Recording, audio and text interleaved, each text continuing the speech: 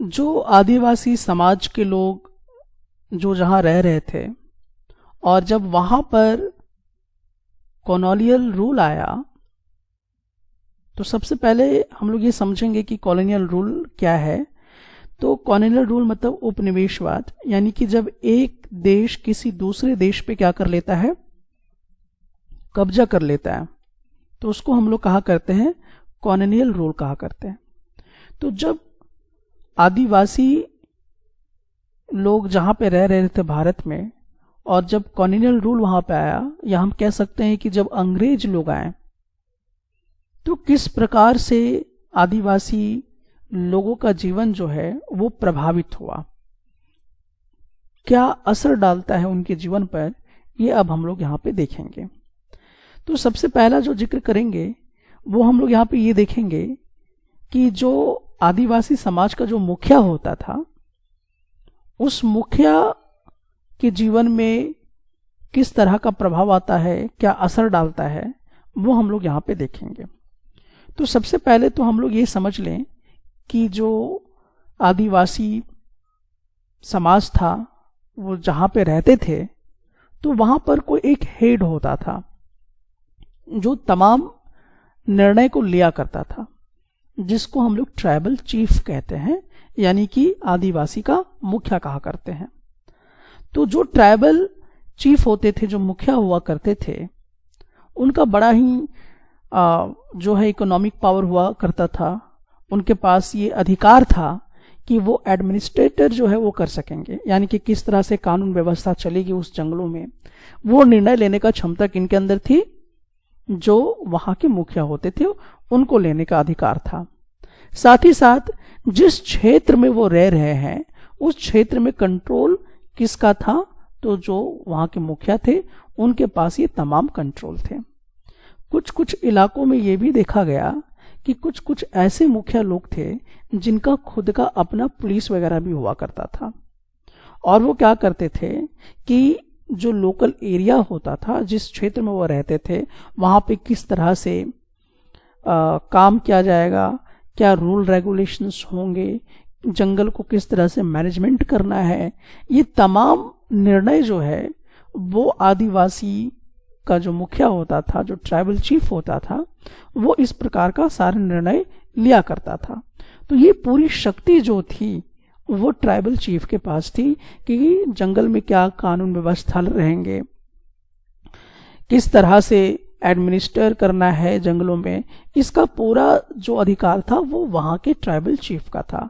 लेकिन जब अंग्रेज लोग यहाँ पर आ जाते हैं तो वो क्या करते हैं, अब तो ये पूरे एरिया को कब्जा में ले लेते हैं, यानी कि अब वो कॉलोनियल रूल वहां पर अप्लाई करना शुरू करते हैं। तो यहाँ के जो मुखिया हैं, जो ट्राइबल चीफ हैं, उनको बहुत हद तक ये प्रभावित कर देते हैं। अब कैसे प्रभावित करते वो आपको देखने को मिलेगा। जितनी पावर एक मुखिया को था अंग्रेजों के आने से पहले, वो तमाम पावर छीन लिया जाता है।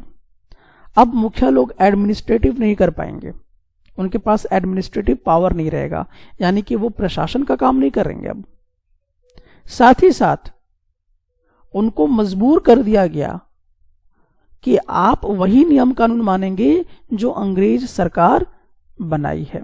तो अंग्रेज सरकार ने एक अपना नियम कानून बना रखा था, और उसी नियम कानून को मानने के लिए बाध्य कर देते हैं उस मुखिया को भी और वहां के आदिवासी समाज के लोगों को भी।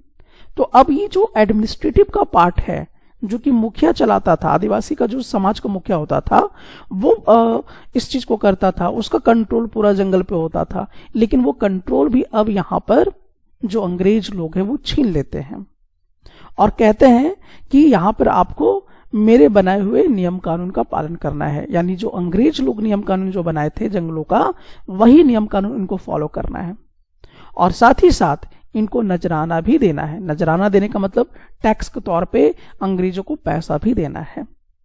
तो ये तमाम चीज अब आदिवासी समाज के ऊपर पड़ना शुरू हुआ। तो आप यहाँ पे देख रहे हैं कि एक मुखिया का जो पावर था वो किस प्रकार से अंग्रेज लोग यहाँ पर छीन लेते हैं। अब इस प्रकार से जो बहुत सारे जो आदिवासी लोग थे वो कहीं ना कहीं छोड़ छोड़ के जाना भी शुरू कर दिए थे। और ज़्यादातर जो आदिवासी समाज के लोग थे वो तो घूम घूम कर खेती करते थे, घुमंतु खेतीहर थे वो लोग, जिसको झूम खेती कहा जाता है। तो सिर्फ मुखिया पे इसका असर नहीं पड़ता है, बल्कि जो झूम खेती करने वाले किसान लोग थे, अंग्रेज के आने के बाद उन किसानों पर भी, उन आदिवासियों पर भी इसका असर पड़ता है। कैसे पड़ता है? यहां पर जो अंग्रेज लोग थे उनको बड़ा तकलीफ हो रहा था। किन से तकलीफ हो रहा था? जो झूम खेती करते थे, यानी कि जो घूम घूम के खेती करते थे, उनसे इनको बड़ा तकलीफ हो रहा था। क्यों तकलीफ हो रहा था? क्योंकि जो घूम घूम के खेती करने वाले आदिवासी लोग थे, इनका खुद का एक फिक्स्ड घर नहीं था। वो एक जगह पे नहीं टिकते थे, वो कुछ महीने के लिए एक जगह पे रहते थे, उसके बाद दूसरे जगह पे चले जाते थे। तो अंग्रेजों को बड़ा तकलीफ हो रहा था। तकलीफ इस विषय का नहीं हो रहा था कि आदिवासी लोग भटक रहे हैं, तकलीफ इस विषय का हो रहा है कि वो भटक क्यों रहे। अगर वो बार बार भटकेंगे तो उनके ऊपर कंट्रोल नहीं कर पाएंगे, वो आसानी से कंट्रोल आदिवासी को नहीं कर पाएंगे और उन पे नियम कानून थोप नहीं पाएंगे वो अंग्रेज लोग। तो इस कारण से अंग्रेजों को बड़ी तकलीफ हो रही थी कि ये जो झूम खेती है ये तो एक सरदर्द बन गया है उनके लिए, उनको रोकना बहुत जरूरी है। तो इन्होंने क्या किया कि एक लैंड सेटलमेंट का प्रोग्राम लेके आया कि आप एक ही जगह पर रहिए और वहां पे खेती बाड़ी कीजिए। अब इसके पीछे आदिवासी समाज का भलाई करना नहीं था, बल्कि एक तरह से वो उनको नोचना चाहते थे, लूट करना चाहते थे। लूट खसोट की व्यवस्था बना रखी थी उन्होंने, अंग्रेजों ने। वो चाहते थे कि अगर इस तरह के झूम खेती करने वाले लोग एक जगह पर रहेंगे तो उनसे हम लगातार एक रेगुलर आमदनी जो है वो लेते रहेंगे, यानी एक रेगुलर रेवेन्यू जो है वो उनको मिलता रहेगा। एक तो यहां पे उनका छिपा हुआ था पॉइंट। दूसरी चीज कि उनके ऊपर हम कंट्रोल कर पाएंगे, किनके ऊपर? आदिवासी लोगों के ऊपर, और अपना नियम कानून थोप देंगे। इस तरह से उन्होंने ये नियम भी बना लिया कि आपको हर हालत में एक फिक्स्ड जो आमदनी है, फिक्स्ड जो आपको टैक्स है, वो अब आपको किसको देना होगा? अंग्रेज सरकार को देना पड़ेगा। तो अब इस तरह का अगर बर्ताव किया जा रहा था आदिवासी समाज के साथ, तो जाहिर सा बात है कि आदिवासी समाज लोग अब क्या करेंगे? इसका विद्रोह करेंगे, अब वो आंदोलन करेंगे। और ऐसा ही हुआ कि जो आदिवासी समाज के लोग थे झूम खेती करने वाले, वो सीधा सीधा विद्रोह कर बैठते हैं। क्यों कर बैठते? क्योंकि इनको महसूस हो गया था कि इनके ऊपर अत्याचार हो रहा है और इनके बहुत सारे पावर को सीज कर दिया गया है। इनको मजबूर किया जा रहा है कि आप एक बंधुआ मजदूर बनकर रहें, उनके लिए काम करें, जो भी खेती बाड़ी करेंगे वो आप अंग्रेजी सरकार को दीजिए। तो इस तरह से इनको महसूस हो गया था और इसलिए जो आदिवासी समाज के लोग थे वो कहीं ना कहीं आंदोलन छेड़ देते हैं अंग्रेजों के खिलाफ। और इस कारण से अंग्रेज इस काम में सफल नहीं हो पाता है। किस काम में? जो उन्होंने लैंड सेटलमेंट का प्रोग्राम बनाया था उसमें। और मजबूरन अंग्रेज ने जब देखा कि आदिवासी लोग इस तरह से आंदोलन कर रहे हैं, तो अंग्रेज सरकार कहीं ना कहीं हिल गई, उनको डर हो गया। तब उन्होंने क्या किया कि परमिशंस देना शुरू किया कि ठीक है, आप घूम घूम कर खेती कर सकते हैं। तब जाकर तो यहां पर आप देखिए कि जो आदिवासी लोग हैं उनमें ये क्षमता थी कि वो गलत चीजों को बर्दाश्त नहीं करते थे, वो किसी के अंदर नहीं रहना पसंद करते थे। उनका कोई शोषण करे उसके खिलाफ इनको लड़ना आता था। इनको नेतृत्व करने का भी आप देख रहे हैं कि यहाँ पर है, क्योंकि इनका मुखिया होता था जो नेतृत्व इनका करता था, लीडरशिप का पावर भी इनके पास होता था। लेकिन इनको कहीं ना कहीं जाहिल बना के रखने का प्रयास किया गया था। तो ऐसा नहीं था कि ये समाज ऐसा था, बल्कि आदिवासी समाज लोग काफी ज्यादा नेतृत्व करने की क्षमता रखते थे और जरूरत पड़ने पे विद्रोह भी करते थे।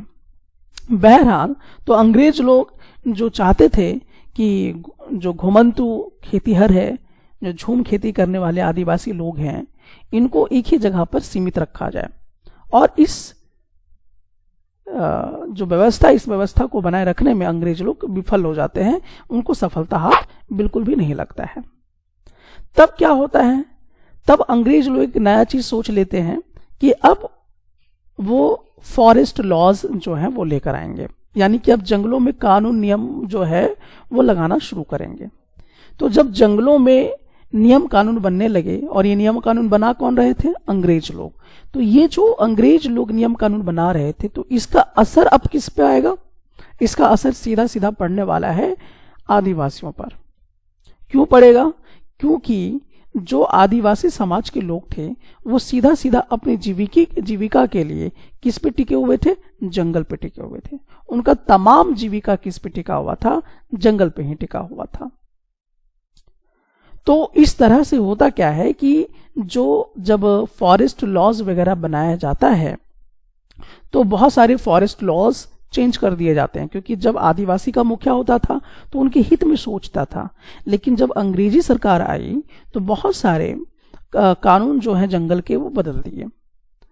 अब हुआ क्या कि अंग्रेजों के कंट्रोल में बहुत सारा जो जंगल का हिस्सा है वो चला जाता है, और वहां पर वो घोषित कर देते हैं कि जो जंगल की प्रॉपर्टी है अब वो स्टेट प्रॉपर्टी हो गई है। और यही नहीं, उन्होंने जंगलों को कैटेगराइज्ड भी कर दिया कि कौन जनरल जंगल है और कौन रिजर्व्ड जंगल है। यानी कि जहां पे रिजर्व्ड जंगल है उसमें अलाउ नहीं था कि जो आदिवासी लोग हैं, जो घुमंतु या झूम खेती करने वाले जो आदिवासी लोग हैं, वो नहीं जा पाएंगे उन जंगलों में जो रिजर्व्ड फॉरेस्ट है। और ये कानून किसने बनाया, ये कानून अंग्रेजों ने बनाया था। वो यहां तक कि जो आदिवासी लोग हैं फल फ्रूट भी तोड़ नहीं सकते थे, वहां के जो जानवर हैं उनको मार भी नहीं सकते थे। साथ ही साथ वहां के जो जंगल थे उसको काट नहीं सकते थे, पेड़ पौधों को इस्तेमाल नहीं कर सकते थे।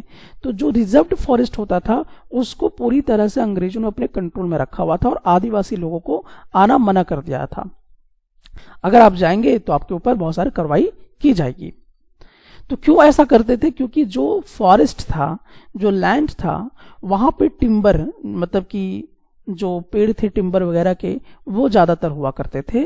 और जो अंग्रेज लोग थे इस टिम्बर का इस्तेमाल किस चीज में करते थे, फर्नीचर वगैरह बनाने में इस्तेमाल किया करते थे, जो उनको बेनिफिट पहुंचाता था। तो वैसे जंगल के हिस्से को इन्होंने रिजर्व्ड कर रखा था।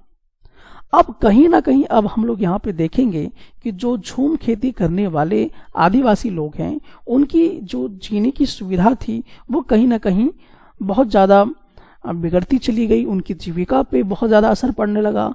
तो वो मजबूर होने लगे कि अब वो इस एरिया को छोड़कर किसी दूसरे एरिया में चले जाएं। अब इनके पास कोई ऑप्शन नहीं था, क्योंकि ना ये फल फ्रूट ले सकते थे, क्योंकि बहुत सारा जंगल कहीं से रिजर्व कर दिया गया था।